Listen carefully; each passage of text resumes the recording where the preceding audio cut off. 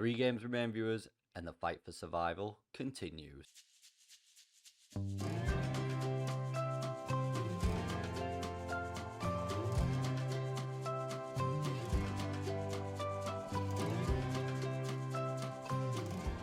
Three games have passed since we last met in that 1-1 draw with Wolves. We wanted to pick up 4 points. We picked up 3 out of the last 3 games, and another shock has ensued. And that shock came away at Stamford Bridge as we secured a famous victory over Chelsea with Sola and Solanke getting the goals for us in a 2-0 victory in what was a huge 3 points for us. Unfortunately, crashed back down to earth as old habits die hard, and we conceded in the 87th minute to lose this game after being 1-0 up, then 2-1 down, and Chris Archer scored straight after half-time to put us back on level terms. And like I said, 3 minutes to go in this game, and we let ourselves down in what could have been a huge point dropped for us. And similarly, in the Norwich game, we lost 3-2 again, where we were 1-0 down after 3 minutes. Diasse fought back with a goal in the 13th. Then we went 2-1 down in the 41st minute. Sola in the 57th got us back on level terms. Again, this is, if we can hold on, is a good point. 1 minute passed and Norwich were back in front. And that is how it remained at Carrow Road, in what was a very, very disappointing result for us. Just think those 2 points could be the difference between us staying up and going down, as we've got Sheffield United today, Bournemouth in the penultimate game of the season, and Leicester in the last game. It's going to be a nervous 3 games. Let's have a quick look at the table though, see how we are doing in comparison to the rest of the league, and see how many points we could actually pick up in this season remaining. So those results see us with 3 games remaining, 1 point clear of Newcastle. Crucially though, there is a 14 goal difference in our favour. However, plenty is still to play for. As I said, we've got Bournemouth next to the bottom of the table, and then we finish off against Leicester. If we win, we could finish as high as 15th, picking up maximum points in those 3 games. No, we couldn't. Mathematics is not my strong point. We could finish as high as 13th. However, we've got to beat Sheffield United today. So let's go have a look at that starting 11. A team that's beat us already this season. Can we reverse the roles today and pick up the victory? And here is the starting 11 for this battle of survival. We go with Miglacic in goal, a back four, Fran Garcia, Archer, Diasse and Clark, Radomonsky and Skip in the middle, Sola on the left, Solanke on the right, and Gibbs in behind George Alexandre leading the line for us. Solanke and Sola have got 29 goals between them this season. Without those two, we really, really would be struggling. Interestingly as well, Chris Archer's got 4 goals to his name this season. Not bad for a centre-back in the Premier League. The only player in that starting 11 that hasn't, barring the goalkeeper, is Aidan Clark. So that says to me we're doing okay. Would have liked a few more goals from midfield though this season. We've told the boys then to go out there and end this poor run of form in our final home game of the season, which could be crucial in picking up 3 points in our step to survival. With the first height do come in for Sheffield United there. From the corner though, thankfully, the ball goes over the net. With 15 minutes gone, nothing else remaining. It's a defensive formation here for Sheffield United. They've got 3 centre-backs, 2 wing-backs, and then a midfield 2 as well. It's going to be a little bit more difficult to break down, I think, that back 5. Stroke 7, if you include the midfielders, it could be quite the midfield battle for us. But Sola on this left, reverse ball to Garcia, back to Gibbs, on to Garcia who's overlapped, taking it to the byline. Will he stand up? He does, floats the ball in, and Cooper heads, and Cooper clenches the shot from the header rather. Scott comes forward on the counter-attack for Sheffield United. He's picked up a knock. Don't put any silly fouls in. Diaz, ball out, and Archer deals with it and heads it away. Liam Gibbs comes forward here. Acres of room in front of him. Will he feed it through or will he go alone? He reverses it to Alexandre. Give it back and it's gone past the post.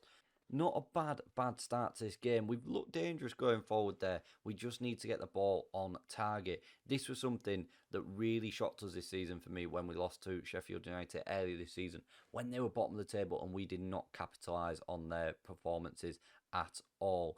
Clark on this right hand side on the overlap. Will he whip a ball in? He's got past the fullback, whips it in. It's bounced. Oh, it's fallen to George Alexandre, and he gets the ball into the back of the net. It's fallen very, very kindly for him there. But thankfully, after 36 minutes, we put ourselves 1-0 up as Leicester played Bournemouth today as well. Just to make it even more dramatic, our final two games play each other, and Leicester have just taken the lead there as well.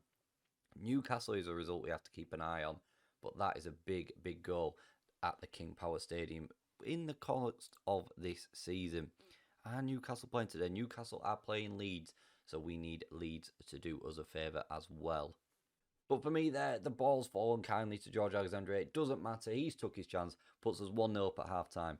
And let's see if we can capitalise on it in this second half. We'll have a quick 15-minute break with the boys and see if we can get any words of wisdom into them.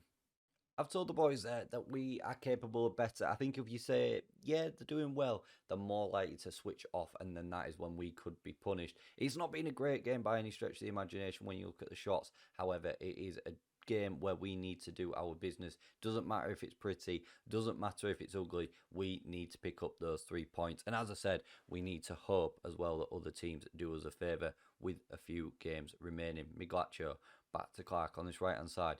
Gives it to Solanke, switches the play to Sola. Poor touch, gives it away to Sheffield United in their white away kit today. Solanke on this right though. On the overlap here, he finds Clark, who's got in a really good position. Takes it to the byline, ball in a dangerous area, and Sola gets it into the back of the net. He's come off Mike Cooper, who I believe is the goalkeeper, but Sola's caused an absolute nuisance there inside that 6-yard area as Leicester take a 2-0 lead as well to really help us towards that next game. Sola just makes himself a nuisance. I think as well it was, who was it? It looked like number 7. It was George Alexandre causing himself a nuisance in that 6-yard area as well. They've linked up, put Cooper off, and he punches the ball. It's gone over him into the back of the net, and this is exactly the scoreline and result that we needed here. 15 minutes to go. We will make some changes just to run the clock out a little bit. Sola will come off for Jose Ronaldo. We'll bring Win on in the middle as well for Skip. And I think we will leave it at that for today. Just make the double sub. I think if we make a triple, it might upset that balance a little bit too much. With 10 minutes remaining, although Alexandre is in good position. One-on-one. Oh! He's tried to go high over the keeper. It's a good idea. He's gone a little bit too high.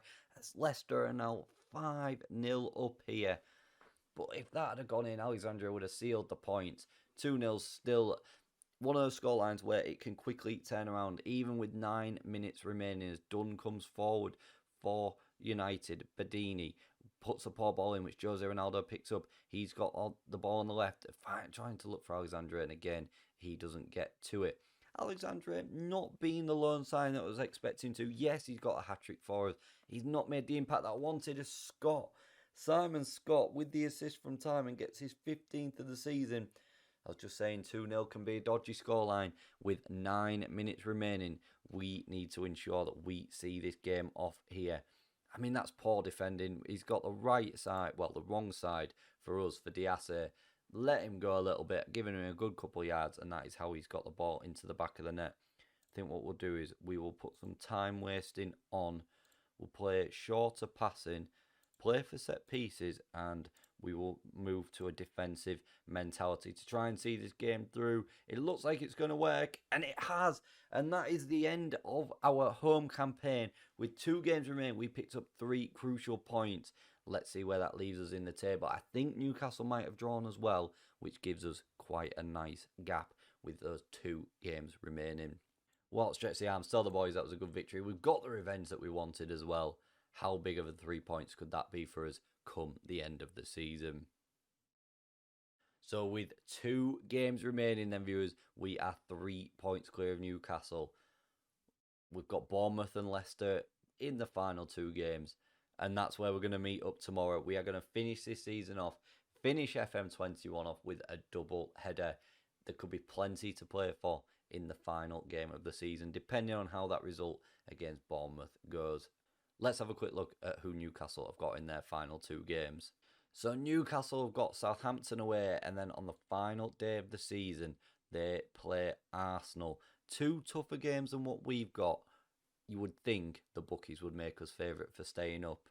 We can't rule out Blackburn because they could still technically stay up, but I think they are all but done with, although they've got 3 games remaining, so they may stay up.